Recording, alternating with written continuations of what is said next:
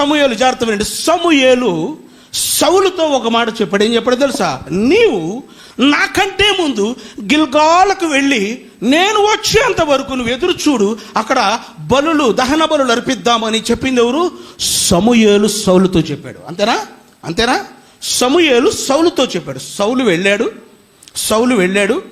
ఎదురు చూశాడు. జాగ్రత్త వినండి. ఎదురు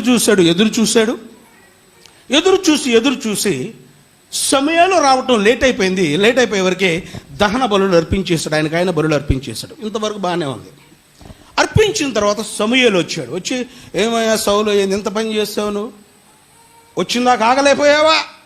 ఎందుకు నువ్వు ఇచ్చేసావంటే, జాగ్రత్త వినండి, ఏముందండి, శత్రువులైతే ఫిలిష్తీయులు వచ్చేసారు, నా దగ్గర ఉన్న సైన్యం వెళ్ళిపోతా ఉంది, మీరు చూస్తే రావటం లేట్ అయింది. ఇవన్నీ చూసి నాకు నేనే సాహసించి అర్పించేశానండి బలులు అని చెప్పాడు. అప్పుడు